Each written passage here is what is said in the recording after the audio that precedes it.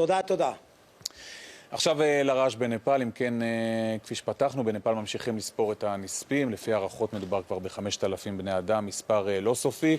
בקטמנדו מטוסי הסיוע ממשיכים לנחות בניסיון למנוע משבר הומני במדינה הענייה.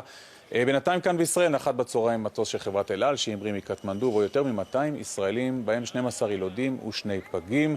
בתוך כך נמסר כי מחלצים מטעם חברת הביטוח מגדל הצליחו לחלץ עוד 4 ישראלים מאזור הר אברסט וממסלול הטיולים המכונה טרק בנג'י.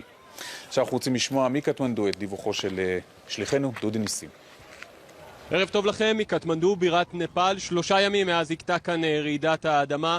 אלו המראות שנמצאים כאן ברחובות. אתם יכולים להתרשם לבד.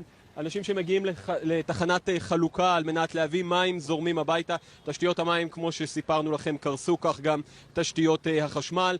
אנשים מסתובבים כאן ברחובות ומציבים למעשה סככות על מנת שיוכלו להעביר כאן את הלילה. חלק גדול מהם איבד את הבית, חלק אחר מפחד שהבית יקרוס עליהם באחת מרעידות המשנה.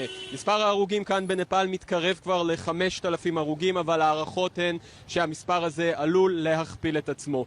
לעניין הזווית הישראלית, בימים האחרונים דווח על כך שיש כ100 ישראלים שנמצאים למעשה בכמה אזורים שקשה מאוד להגיע אליהם, האגמים הקפואים וגם הבייס קאמפ של האברסט. אז היום סוף סוף הצליחו חברות הביטוח, המחלצים של חברות הביטוח, לשים ידם על כלי טייס, על מסוקים שהם חכרו על מנת לחלץ משם ישראלים, ואכן כמה עשרות ישראלים כבר חולצו משם. עוד נקודה, המשלחת הישראלית הצליחה גם כן להגיע לאיזשהו הסדר עם צבא נפאל, ומסוק של צבא נפאל שעליו צוותים ישראלים עושה את דרכו לאותם אזורים מבודדים בתקווה להשיב את כל הישראלים חזרה למקום מבטחים.